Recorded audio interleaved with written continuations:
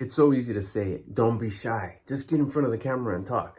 Man, yeah, it is. It's easier said than done. But once it's easy, it's easy. Of course, it's just one of those things, once you do it enough, it does become easier.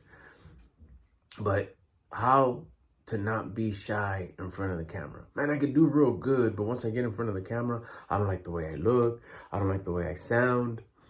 I don't know how to position the camera. That's for another video, but I guess just how do you get rid of that shyness? My throat gets tight. My voice gets shaky and trembly. I get stuck. I don't know what to say no more. I freeze. I forget everything that I was going to talk about. And then you're telling me not to edit, so I got to go everything on the fly. It's like I got to fumble my notes around. I got to... No, man, I'm a mess. How can I have something to say.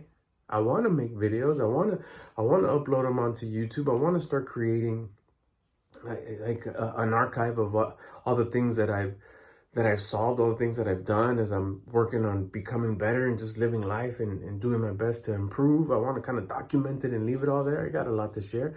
But once I turn on the camera, I get stuck. It sounds good when I'm in, just in the shower or driving around or by myself or when I'm talking to a friend. But as soon as I turn on the camera, I don't even know. Should I look away? Should I look at the screen? Should I look at the lens? Should I look at... All those I've felt. I used to be... Now, this is where the guy who's teaching tells you how long he's been doing, like, public speaking. And then you go like, oh, well, no wonder. So let me, what is it? Spoiler. Let me tell you that's what's going to happen. In 6th grade... We'll start there. I was thrown on stage to do a 6th grade graduation promotion speech. Never spoke in public. I didn't like the way I didn't like the way my voice sounded on the mic. Now, keep in mind, this is before we had recording devices in our pocket where, like, hearing yourself talk was just, like rare. It was, even... My dad's camera that he had at the time had no sound. The only time you could hear yourself was like when you would record onto like a cassette and a tape recorder, and then you'd hear yourself. It would sound so weird. Like, oh my God, I sound like a girl. That was me. And here comes 6th grade and it says, Albert, you're going to do a graduation speech. I was like, dang. In Espanol and English. Oh. I felt like I got this small and like the classroom got 10 times bigger. Fast forward, that was the first time that I spoke on stage in front of a crowd, in front of a microphone and loudspeaker. One of the greatest moments of my life. I loved it. I was hooked. It was difficult, but I knew I could do it. I loved the attention. My voice was crackly, my chest was tight, it just was tough. That was the first time that I knew there was something there. And then came 7th grade. I was in student council, student government. I don't know, they call it different things in different places. And then in 8th grade, I had a certain position in the council. I was student body president. And I got to talk on the mic in front of the whole school a couple times throughout the year, maybe a handful.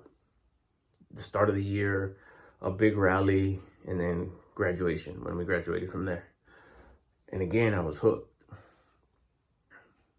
But still trembly, still tight in the throat, still hyperventilating. I couldn't even talk. I felt like I was going to throw up. It's difficult. What I'm getting at is that it didn't start getting easy till I believe it was my freshman year when my friend said, hey, can you come DJ with me? And I was like, yeah, sure. And he gave me the mic and he's like, here, make an announcement. I was like, what? Like, no, I was like, yeah, here, make an announcement. Go. Volume was up, turn the music down. Lady was waiting for the announcement. I was like, shout out to my homie Gabe too. See if he remembers that day. And I made an announcement and it worked and it facilitated something. I'm gonna condense the next 20 years after that or something like that. I did hundreds of weddings. I got into the wedding industry and I was talking on the mic multiple times a month, hundreds of weddings to probably thousands of people in the course of my career. That's when the point that I'm trying to say is the nervousness didn't start going away till that window of time, to that bracket when one wedding, two weddings, three. It was clearly about 100 weddings before I started to feel real comfortable with what I was saying, how I was saying it, not so much worried about how I sounded, what they were gonna think, what they were gonna do. There were certain things. Now keep in mind, that's not in front of a camera. That's in front of, the smallest crowd that I did was 12 people. That was the toughest one. Funny enough, the biggest crowd I think was like, it was an event. It wasn't a wedding. It was a big event. Like maybe 3,000 people, I think was the biggest one. It wasn't so much announcement. It was more like hyping up the crowd. But the biggest wedding I think was maybe like 500-ish people, where you had to facilitate everything that was going on, MC the wedding. Now, it wasn't until probably, I'm not exaggerating, about 50 to 100 weddings before, 50, we'll just call them times on the mic, weddings, whatever, where it was more like, it started turning into like a smooth, like, hey, I'm on the mic.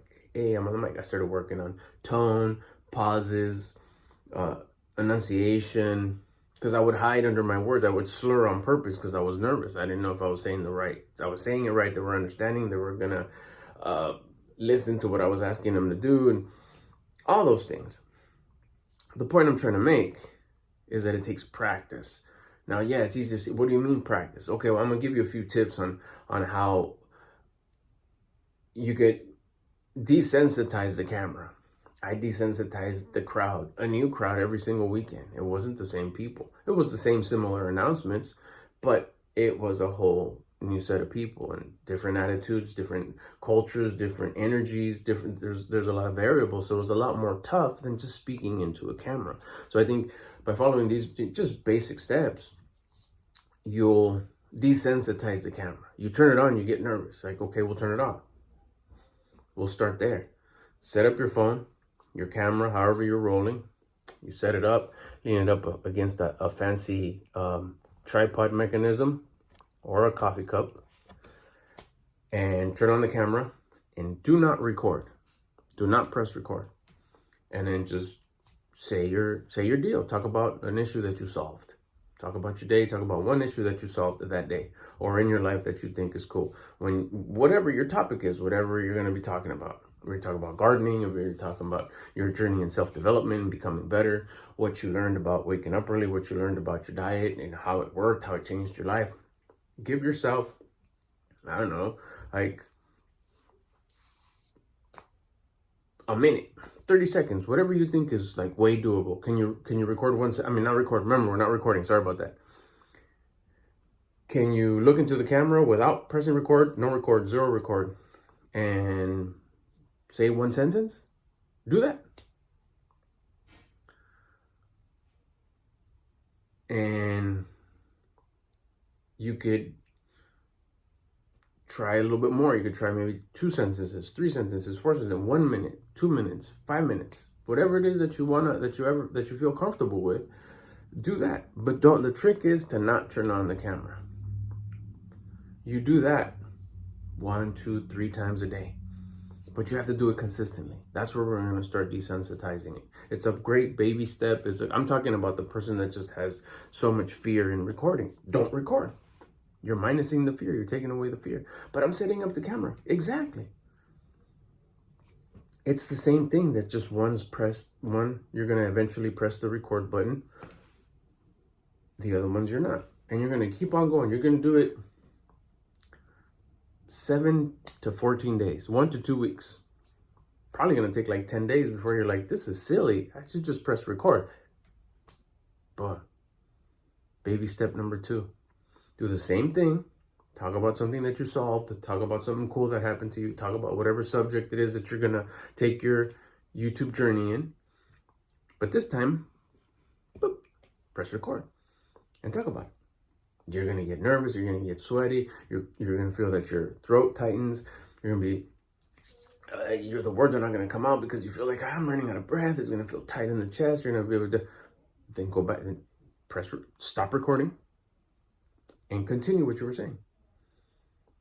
Mentally in here, you're going to start like, oh man, but I was doing good. Exactly. So you start checking yourself, because the only person that's getting scared is yourself. It's the fear. You don't want fear. Fear is a low level vibration. It's a low level energy. You got to be grateful that you get to record. You're in fear about how it's going to come out. So you're not grateful that you're able to. The fear is overpowering the gratitude. So you're not really grateful that you have an idea and you want to record it and share it. Maybe you should go raise your vibration, raise your frequency, go do some exercise, go a quick walk around the block, do some push-ups, be grateful about other things. Get your grateful list out, do 10 things that you're grateful for, then come back and hit record. You not wanting to record is based on fear. I'm scared of the camera. I'm scared of recording. Fear is a lack of faith. Fear is a lack of gratitude. Fear is a lack of love. Nothing is going to grab. Nothing is going to improve. You're not going to make progress in any of this or in anything if you don't do it with gratitude, love, and faith. Fear is the opposite of all those. So you did the first step. I'm doing it without pressing record. Build that gratitude. Wow, I did it. I did it for 10 days. I did it for 7 days, 14 days, whatever amount of time you think that you need. Be grateful for that. I did it. Good job. Then, I'm grateful that I love this. This is cool. I'm grateful that I got to do it. Now let's press record. You'll glide right into it. That next step will light up, because that's what you've set yourself up for. You started being grateful for having the idea, for wanting to start a channel, for wanting to start uploading. You took the baby step of getting in front of the camera without recording, just getting used to seeing yourself on the screen, knowing where the camera is, not worrying about whether your eyes are going here or here. You're looking sharp, you got a hat on because you need a haircut or whatever. Your t-shirt's not all wrinkled or crooked or whatever, but you're presentable. Whatever you feel comfortable in, that's your deal at your current state. And then you're so grateful that I did baby step number 1, which is in front of the camera. Now I'm ready to press record. I love doing this. I have faith that everything's going to come out exactly like it's supposed to come out, because I'm setting myself up with gratitude, love, and faith. And that's all high vibration. That's all high energy. Try that. 1 sentence with recording. Like I said, you're almost going to be like, that's it. I want to do more. Then do more. Or if 1 sentence was like, whew, but I did it, yes. Next day, 1 more sentence. But it's not my whole idea. It doesn't matter. Record, start getting switched, relax. All right, here we go. Today I want to talk about what I did for dinner, at the gym, at work, walk with my dog, my cardio. That's it. And those were like 4 different examples, by the way. It wasn't just one. Just 1 sentence and stop recording. Don't look at it. Don't review it. Don't delete it. Don't do it. Just, you did it. Desensitizing. Next week, do that for 7 days. The next week, 2 sentences, a paragraph, your idea, a thought. If it's taking up space on your camera, delete it. Don't upload it. Watch it if you want. Don't watch it. Whatever you feel comfortable with. Maybe you'll notice it's like, man, I slouch a lot. And get it together. Be grateful for that. Wow. This exercise has helped me see a few things about myself that I need improvement in. If we're doing self-improvement, you'll love those, because you'll see these things because you're actually going in the direction that you need to be going, and you're noticing the things that you're supposed to be noticing to improve. Your conscience is telling you, hey, fix this. That's the 2nd step. 3rd step. The 4th step would be like, get your whole idea out. Look at the timer and tell yourself, okay, I'm going to do a 10-minute talk. I'm going to do a 15-minute talk. I'm going to get it together to where I don't make a 2-hour talk. Get your points together, what you're going to talk about. You're having a conversation with a friend. Imagine you're recording this video and you're going to send it to your friend, your spouse, your friend, your kid, somebody you're really comfortable with, your dog.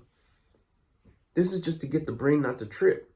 This is to get the brain to get out of that fear state, that low level, low frequency, low vibe state, fear. Once you're like, I feel comfortable sending this to my friend, perfect. That's the next step. You're not baby stepping no more. Now you're toddling. Now you're moving. You make that video, that's probably going to be a 5 to 7, 10, 3. I don't know. It doesn't matter. It's going to be your whole thought, your whole idea, what you did, what you accomplished, what you made progress in. Don't worry about how to end it. It's just a conversation. When you're going to have a conversation with your closest loved one, you don't sit there like, how am I going to start? What am I going to say in the middle? How am I going to end it? It doesn't matter. You can just be like, oh, okay, this is the end. Turn it off. No one cares. This is an exercise. It's just like when you go to the gym. You're going to the gym for you. You're going to the gym for your vibration, to show gratitude, to keep your vibe high, to keep your energy high, to show gratitude that you exist, the gratitude for this body. You don't go because you're going to, at least I don't, or most of us don't. You don't go to the gym because you're going to compete on stage one day. Some of you are, I'm sure. Not me, not most people I know. But I'm not going to go on stage. I'm not going to compete. I'm not going to the Olympics. But yet, it's one of my top priorities to exercise every single day. My priority is to get this video out, get the message out, help someone out there. It doesn't matter really how I ended or how I started, or, of course, that takes practice. Remember, we came from, I'm scared, I don't even want to turn this thing on. Now you're starting to think, how am I going to end it? How am I going to start it? What are my points that I need to cover? That comes with more practice. We just want to get you not to be scared to get